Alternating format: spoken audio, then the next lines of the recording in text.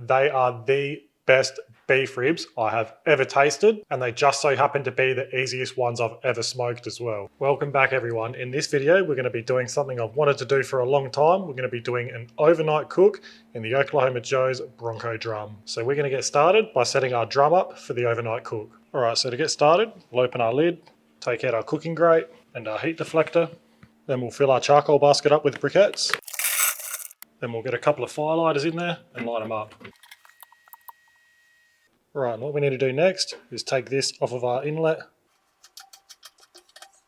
just like so. And I've just picked up a few little bits and pieces from our local hardware store, just to fit straight over our inlet like that. I just need to tighten this clamp up. Now that's not going anywhere, that's nice and airtight. That's going to work beautifully. And we're going to be using the Inkbird temp controller.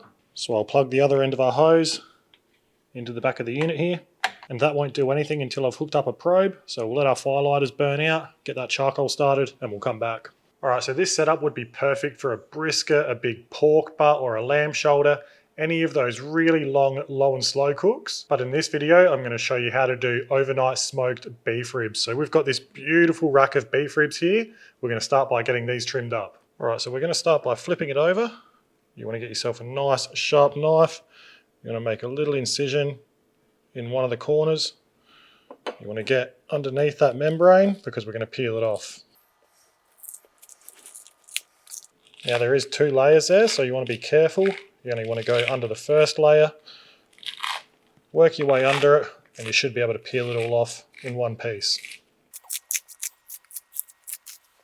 Right, now that there, super tough and chewy if that was to stay on, so get rid of that.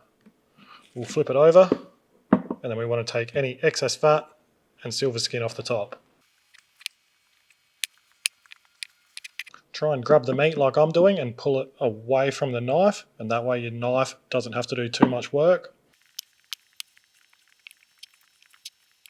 And this is exactly what you want to be looking for in a rack of beef ribs. You want some nice marbling in there.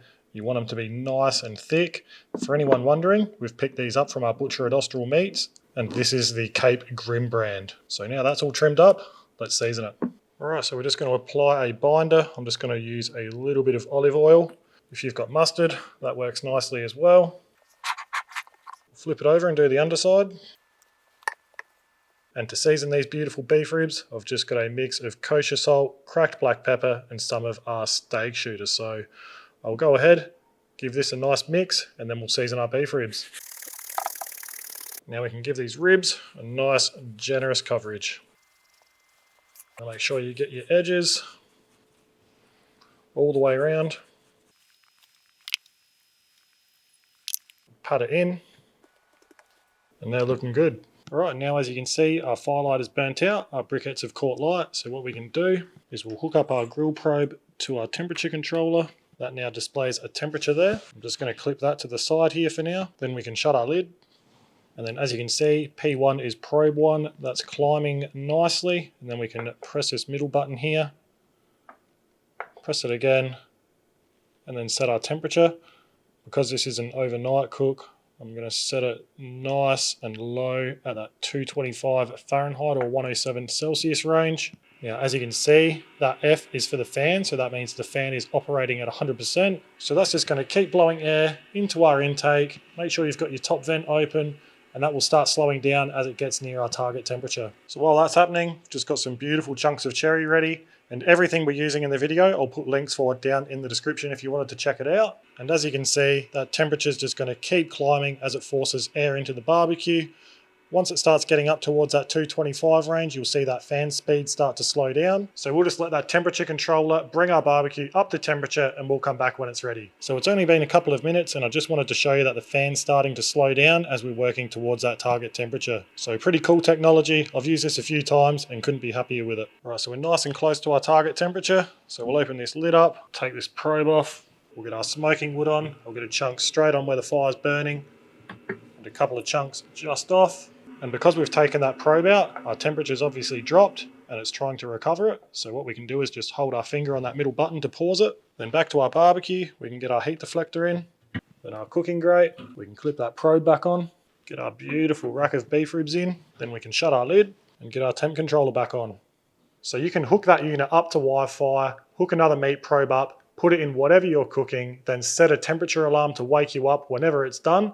But I'm not going to be too worried about that because we're smoking at such a low temperature. So it's currently 10 p.m. I'm going to go get a good night's sleep and we'll come back in the morning once we're a bit further into this cook. All right, so it's 7:30 a.m. So we are 9.5 hours into this cook. As you can see, this is just holding us perfectly around our target temperature. So let's have a look at these ribs.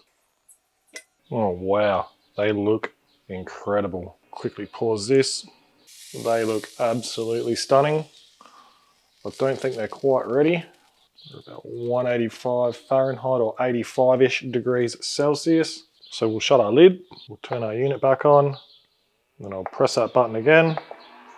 And I might even crank it up to 250. Then we'll let it go and come back when these ribs are done. All right, it's been about an hour and a half since we last checked in. That puts us at around 11 hours into this cook. I reckon these beef ribs should be just about ready, if not ready right now. So let's have a look. All right, so we'll just pause our fan and let's have a look. All right, now what I'm going to be looking for is probe tenderness and for an internal temperature of around 200 Fahrenheit to 205 Fahrenheit or 93 to 96-ish Celsius. Now these are feeling so unbelievably soft. There's just no resistance when I'm probing around. So I'm very, very happy with how these are feeling. So let's get them out. All right, and after an 11-hour smoke, I'm keen to see how many briquettes we've got left. So let's have a look. All right, so there's still quite a few unlit ones around here. I reckon that would burn for at least another 2, 3, maybe even 4 hours. So that's looking at around a 14 to 15 hour burn time. That's exactly why I love these barbecues, because they're so efficient. All right, so our ribs have been sitting out for about 5 minutes at room temperature. I like to do that just to stop the cooking process so they don't overcook.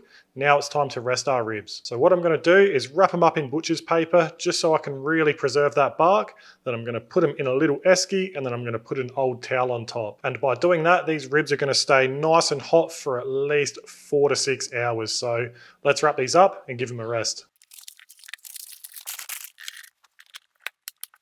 All right, and now we'll come back once these are ready to slice and serve. All right, our ribs have been resting for about 2.5 hours now, so let's get them out, slice them up, have a good look at them, and have a taste.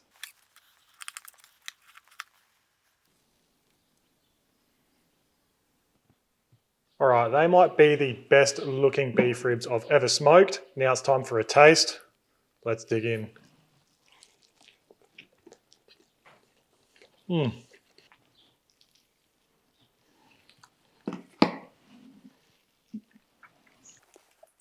Gotta have more of that. All right, I've had a minute to think about this, but I'm gonna say it. They are the best beef ribs I have ever tasted, and they just so happen to be the easiest ones I've ever smoked as well. I seriously cannot get enough of this. Well, that brings us to the end of the video, everyone. Thanks so much for watching. Don't forget to subscribe to our channel so you don't miss our next videos, and we'll see you next time.